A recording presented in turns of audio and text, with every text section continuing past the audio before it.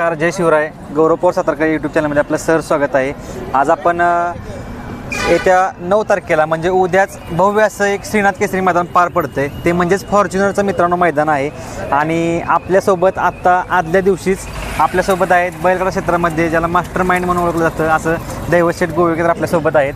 दैवशेठ पहिलं आपल्याला हार्दिक स्वागत आहे आपल्या चॅनलवर. खऱ्या अर्थानं तुम्ही आदल्या दिवशीच ह्या मैदानावर पाहणी करण्यासाठी आलाय. तर ऐतिहासिक मैदान आहे हे तुमच्या मुखातून सांगा, कसं मैदान वाटतंय एकंदरीत? नाही, आतापर्यंतच्या महाराष्ट्रातलं नव्हे तर भारतातलं जास्त रकमेचं मोठं मैदान आहे. बरोबर, 100%. आणि खऱ्या अर्थानं तुम्ही बघू शकता फाटी वगैरे तुम्हाला कशा वाटतात पळायला? एकंदरीत चांगल्या फाट्या आहेत, खडा नाही, मोरा नाही, वासरांना पळायचं वगैरे नाही. आता तुमच्याकडे नियोजनाचा बादशाह म्हणून तुम्हाला समजलं जातं, पण आता तुमच्याकडे कोणत्या कोणत्या नंदीचं नियोजन असणार आहे ह्या मैदानासाठी?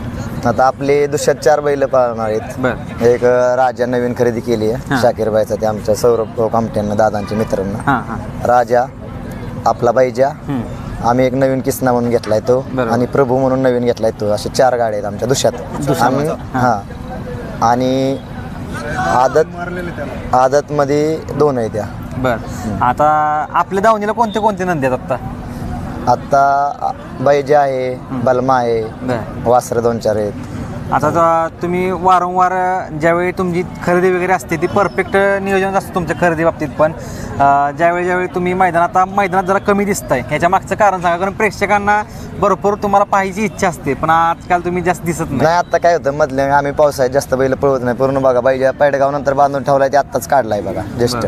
नाहीतर 2-3 महिने झाला दात लावला तर मग आरामच दिलता. आणि आमची सफेद बैल खरं सांगायचं म्हणजे पावसाळ्यात आम्ही पळवत बी नाही आणि आमची कमी पळतात. आम्ही दिवाळी झाल्यानंतरच खरं मैदानात येतो. ते जून महिन्यापर्यंत बेळगावच्या मैदानात फुलं असतो, तुम्हाला माहिती. बरोबर. आता चंद्रराव दादांबद्दल काय सांगाल? कारण शेतकऱ्यांसाठी त्यांनी पूर्ण विचार केलाय.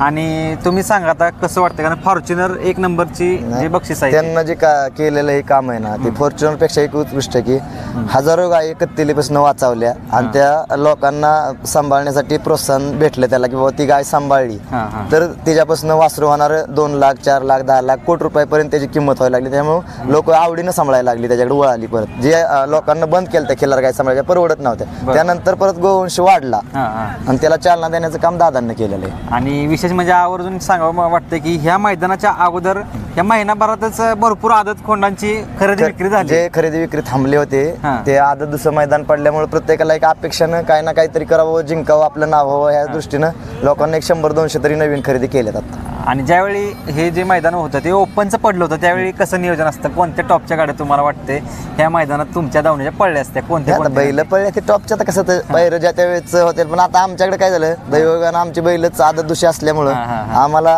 पैरे करायला चालून पैरे आले टॉपचे, त्यामुळे आम्हाला सोपं गेलं. जर हे ओपनचं पडलं असतं तर आम्हाला थोडी तकलीफ झाली असती. ओपनच्या लोकांना थोडी त्यांच्या रेंजमध्ये बैल बघून दिली असती, मग आम्हाला थोडे नवीन चेहरे किंवा आमच्या संबंधातली बैल घालायला लागली. आता आपल्या धावण्याच्या नंदी टॉपच्या आहेत, पण उद्या त्यांचं नियोजन एकंदरीत कसं असणार? टॉपच असणार नियोजन उद्याच समजेल. मी सांगतो, महाराष्ट्रातली टॉपची 3 बैल दुसऱ्याच्या बैला 3 बैल मध्ये आहेत, जी सतत नंबर 1-2 मध्ये नंबर मध्ये आहेत, ती आहेत पैऱ्यात. आणि कोणता म्हणजे असं टॉपचे सगळे नंदी असतील, पण फायनलसाठी तुम्हाला कसं वाटतं ते नंदी म्हणजे फायनल पर्यंत पोहोचतील ह्या गॅरंटीने तुम्ही कसं वाटतं? एकंदरीत नियोजन तुमचं परफेक्ट असतं? आता का नशिबाची साथ आहे. गाडी आता किती जरी काय म्हणलं, आमची लय पळतात किंवा आमचा पब्लिकला पळतो, तर 1-2 तास सोडून आत गाडी आले तर कुणाची झाली तरी म्हणजे महाराष्ट्रातल्या कुणाची झाली तर गाड्या आपल्याला चांगल्या पळतात सेमीफायनलला. बरोबर. पण प्रबळ दावेदार आमच्या हिशोबाने आमच्या गाड्यात राजा असेल. म्हणजे जरी फायनलला 100% तुमचं दिसणारच. असं आमची इच्छा, दादांना सांगितलंय की आपल्याला त्या गाडीवर फोकस करायचा आहे आणि त्या गाडीला फायनलला ठेवायची गाडी.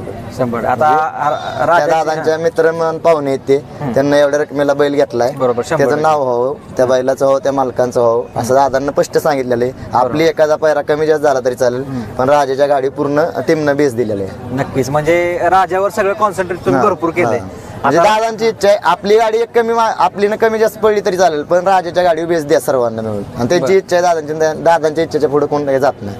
म्हणजे राजाचं एकदम परफेक्ट नियोजन तुम्ही तर केलंय 100%. सर्वांना मिळून केलंय, पण आहे बऱ्यापैकी. बरं. आता विशेष म्हणजे हे मैदान तुम्ही पाहताय, आता ह्या मैदानावर प्रेक्षकांचा भरपूर आत्ताच तुम्ही बघताय की उद्या थांबाय जागा नसणार, कोणाचे फोन नाही लागणार, लय तकलीफ होणार. फक्त पब्लिकला तुम्ही आव्हान काय कराल? कारण आपण आव्हान करून काही पब्लिक थांबत नाही, आणि आयोजकांच्या बी आवाक्याच्या बाहेर पब्लिक असणार आहे, त्याच्यामुळे आता नशिबाच्या गोष्टीत उद्या. आता मागं पण थारचं मैदान पार पडलं होतं, तसंच दादांनी हा मैदान घेण्याचा प्रयत्न केला आणि त्यापेक्षा बेटर मैदान घेतलंय. पब्लिक कंट्रोल होणं अवघडच आहे. बरोबर, 100%. एकंदरीत तुम्हाला ह्या मैदानाकडे बघून काय वाटतं की आता पुसेगाव पण मैदान आहे नंतर, म्हणजे भरपूर हिंद केसरी मैदान आहे. पुशेगाव ही महाराष्ट्रातली कुणी जरी काय केली तरी पुशेगावची तुलना कुणी करू बी नाही आणि म्हणजे स्पर्धाच होऊ शकत नाही पुशेगावची. 100% पैशात किंमत पुशेगावची कुणीच करायची नाही. हा रकमेचं मोठं जास्त आहे, चांगलं आहे, शेतकऱ्यांच्या दृष्टीनं फायद्याचं ही मान्य आहे. पण पुशेगाव आणि सेवागिरी महाराजांचं ते कुणालाच नाही महाराष्ट्रात भाग्य. हिंद केसरी हिंद ओरिजिनलच हिंद केसरी. आणि हे तो मान मिळण्यासाठी लांबून लांबून पुशेगावचा मान म्हणजे ना तुम्हाला एक सांगतो, बरोबर, गणितच करायचं नाही तिथं. पुशेगावचा गुलाल म्हणजे त्या माणसाचे जीवन सार्थकी लागले ते कशातच मोजू शकत नाही. म्हणजे कोणतंही महाराष्ट्रातलं बक्षीस मोठं असतं त्याची तुलनाच नाही होऊ शकत पुशेगावची. बरोबर. आणि तुम्ही ते बैलगाडी मालक म्हणजे जे जुने बैलगाडी मालक आहे जे म्हणजे नादिक माणसं ते पुशेगावची तुलना कुठल्या मैदानात कधीच करू शकत नाही. पुशेगावच राहणार. सेवागिरी महाराजांचा ज्याला आशीर्वाद आहे ना त्या आयुष्यभर बैलगाडी क्षेत्रात त्याला काहीच कमी पडणार नाही. नक्कीच. आणि त्या मैदानाला भारतात एक नंबरचं आणि तिथूनच सुरुवात होते, विषयच नाही पुशेगाव. बरोबर. आता दादांचं आणि तुमचं जरा नातं सांगा, म्हणजे एवढी जवळ दोस्ती आहे. पृथ्वी दादांचं तुमचं नातं काय असं? दादांचं नातं आता आहे म्हणजे भावागत नातं आहे, त्याच्या पलीकडे काय सांगू शकत. ज्यावेळी दादांचं म्हणजे अशी मैदान पडतात त्यावेळी दोघं मिळून सहभागी होता. दादा बऱ्यापैकी मैदानाला येतच नाहीत कधी, ठराविकच मैदानाला येतात 4-2 फूट तर नाही देत दादांना. त्यांच्या मागे त्यांचे मोठं काम असतं. नक्कीच. आणि आता इथून पुढे तुम्ही मैदानात जास्त दिसणार थोडक्यात आता आहे इथनं पुढे आहे. बरं. आणि दादांना एकच इच्छा आहे आपल्याला हिंद केसरी मोठ्या मैदानात 1 नंबर करायची, बस त्याच्या पलीकडे काही जास्त इच्छा नाही. बरोबर, 100%. आणि ही पण इच्छा 100% तुम्ही त्यांची पूर्ण कराल, कारण तुम्ही नियोजनाचा बादशाह म्हणून तुम्हाला समजलं जातं. आणि उद्या तुमचे 4 नंदी आहेत, 100% तुमची इच्छा जी असेल ती तुमची पूर्ण करतील तुमची नंदी. हीच तुम्हाला शुभेच्छा आहे. धन्यवाद.